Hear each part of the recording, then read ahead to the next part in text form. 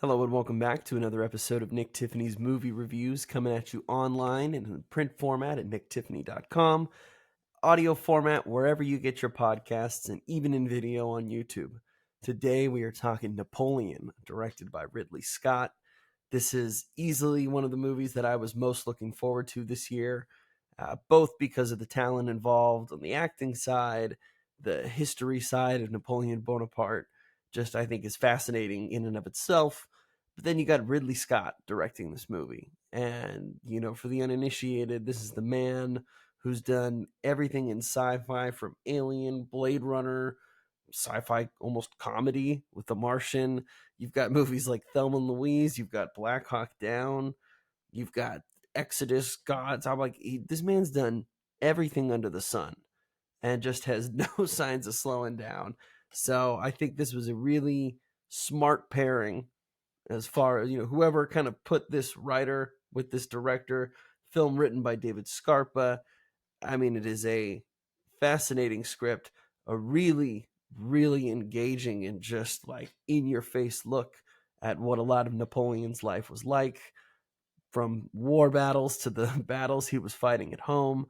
This film is produced by Apple Original Films, Apple TV's, streaming variant. And interestingly, I just want to start off by saying there is a 4-hour version of this movie that will be released at home on streaming.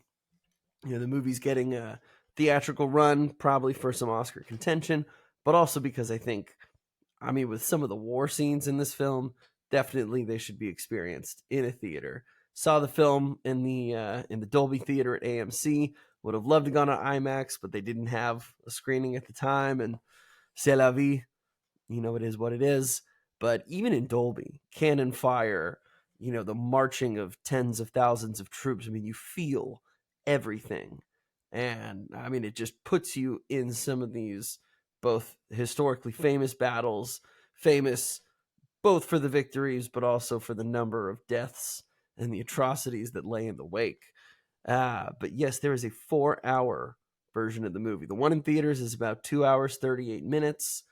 And all I'll say, just in regards to, which you should see, which not, if you can't make it to the theaters, it's understandable. I think the 4-hour version at home is going to be easily chunkable. You do it each nice hour. In the movie, there's moments where I think you do get the impression that, okay, I think this would have been a longer scene, but, we can't commit to the 4-hour theatrical cut. So Ridley Scott is no stranger to director's cuts for his films.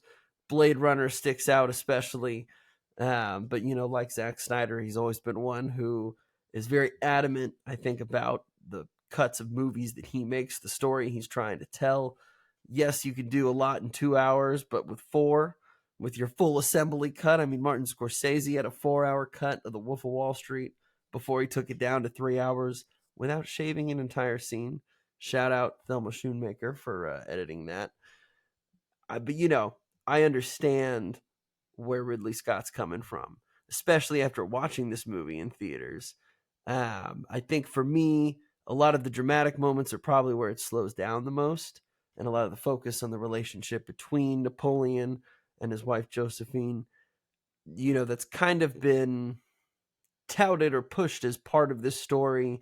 In telling this story, Napoleon was a lot of things, but a lot of this relates to his own marital life, how that kind of affected him throughout their married years, this need to have a son and have an heir, a wife who might not be faithful, and he's got this prestigious position. I think personally in the 4-hour cut, we will get a better look at that relationship, at the intricacies behind the scenes of their relationship. You get a decent idea of it here in the film, but I wouldn't say that the focus in the theatrical version was like overwhelmingly like, oh, look at Napoleon and his wife and look how much time we're spending with this. Obviously, he longs for her, and you have all these notes he's written her and letters he's written to her, that Joaquin Phoenix kind of narrates as Napoleon. But I never once really felt like the focus was on their relationship. And obviously, that's not the there's multiple focuses of this film, battle strategy being one of those. Napoleon has been hailed by many for hundreds of years as one of the greatest military tactician minds. I mean, some of his strategies and the things that he came up with on the battlefield to watch implemented in the film, it was fascinating stuff. And you're obviously looking at a time where you're still loading muskets. You've got bayonets, cannons. The warfare, the fighting is gruesome. And this is a rated R film, so I mean they don't hold any punches here. You see the devastation that's caused if a cannonball hits a person or an animal, or kind of breaks near your feet. The impact it has, this cratering. I mean, you see obviously what all these different round, back when bullets were just spherical metal balls, and just how those can tear you limb from limb as you're just marching almost to your death. I mean, there's drummers. It's this weird side of, I remember joking in middle school, probably, when we were watching and listening to all these history documentaries, and this whole idea of, oh my god, they would just stand in front of each other and take turns firing back and forth. All right, a couple guys fell, just keep firing. And somehow there's a little drummer boy who is quite literally just standing there drumming. And if this dude gets shot, then so be it. I mean, there's moments that really showcase what life was like back then, what the warfare was like. It was brutal. It's grisly sometimes too. And the other thing that Napoleon was known for, now one of the many things he was known for, on top of being this great military leader, though, was having this huge ego for being a little guy. But in ego, I think when it comes to dealing with battles in military, this man lost hundreds of thousands of French and other forces during his ruling as their commander. I mean, he is responsible for the deaths of so many, especially when you kind of, you look at it. It was cool watching this from a history perspective, because it's like as soon as you pop up in certain locations, you're like, oh, all right, Napoleon's going to try to invade Russia. This is going to be curious to see how. I'm like, I know what happens. I'm like, okay, it's all coming back. I'm like, I know where this is going, but it's going to be really interesting to see it take place on film. Or just like when you finally get to Waterloo, there's moments where you're like, all right, everything's been building partially to some of this moment. And there were even bits and pieces of the story that I completely forgot, and just how off the rails he kind of goes, but the people supported him. This grand emperor of France. The movie's just, it's fascinating stuff. I know some have said, oh, it's a 2.5 hour movie, feels like it's 4 hours. All I would say to that is there's just a couple scenes, again, where it's some of those more dramatic moments between husband and wife, sometimes feeling like they're cut short a little bit. Or, these like interesting edit pan, white flash of light. At first you're like, did we just get Oppenheimered? Like, what happened? But I think those are the moments that once we get this 4 hour version, we will definitely get more of. Joaquin Phoenix, fantastic as Napoleon. For as much ego as he has, there's this gentleness, this emotional side to him, more so than maybe what you're used to seeing from either men in his position of power, or just even at the times. He was a very sensitive man, and so a lot of the stuff with his wife definitely fueled some of that ego and insecurities. Always thinking about what people would think of him, reading articles about himself. It's fun to, like, just like in history class, obviously looking at some of the old cartoons and caricatures from even early America days, and looking at the French versions of those and what they're saying about him. He just let so much in and let so much affect him that was just detrimental in so many ways to his success, I would say, as a ruler of France. This movie's awesome. There's so many things I saw as far as some of the battles go that just like burned into my mind. I'm like, I have never seen such devastation like I did. There's a couple scenes in particular, like I want to talk about him here. Movie's just coming out, and it's a Thanksgiving holiday. It has always been something I went and saw this at 10 p.m. on Tuesday night.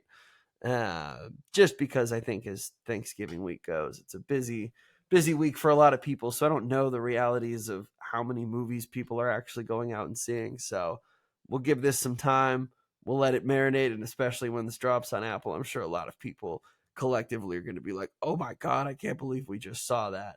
But wow, really, every step of the way just shows you how devastating, how essential sometimes some of these revolutions, coups d'etats, battles where, I mean, it's just, for history buffs, so many itches are going to be scratched. If you're just someone who loves war flicks and is just interested in military battles and all of these things, I mean, I really truly think that there's something for everybody here. There's even a good bit of humor kind of sprinkled throughout the film, which I wasn't totally expecting, but did kind of play into this whole personality of Napoleon. And just, I don't know, I was just genuinely surprised, especially after reading some reactions of friends or other people. I am firmly in the camp of Napoleon freaking rocks. And yeah, inject the 4-hour version into my veins as soon as we can get it. You know, obviously I'm Mr. Snyder cut over here, so I will always take what the director says or what they're feeling their best representation of their work is.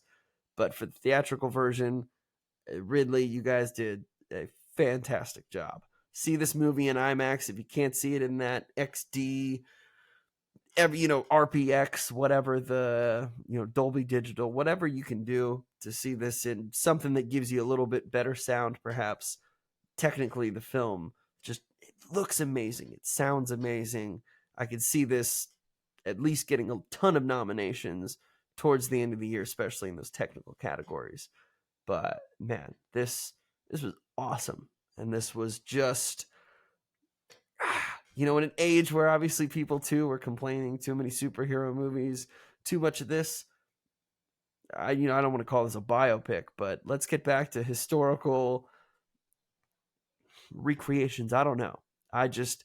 History is the untapped mine sometimes. Obviously, we've tapped it a bunch, but so many stories could just be told or shown in new ways that they never could have in the past. And so this story of Napoleon, I think, is fully realized on the big screen with every step of Ridley Scott's masterful direction. Read and watch some of his interviews around this film too. There's just so many funny bits. He's just an old guy who doesn't care anymore. People are like, are you sure like the French really felt this about him? And he's like, you know what? Historians can piss off. He's a character, man. As always, if you're looking for new movie reviews, movie news, Oscar predictions, we're going to have a lot of stuff coming up here. So stay tuned to NT Movie Reviews on all social media networks, podcast platforms, and even on YouTube. We got Reels, TikTok, 60-second bits, YouTube Shorts. So whatever your speed is, I'm sure we've got something for you. Thanks again for listening. Have a great Thanksgiving break. Watch some movies. Oppenheimer's on digital now. I mean, there's just any number of amazing things to watch. So if you need help, check out all our other reviews. You're going to find something great. Thanks again, and take care.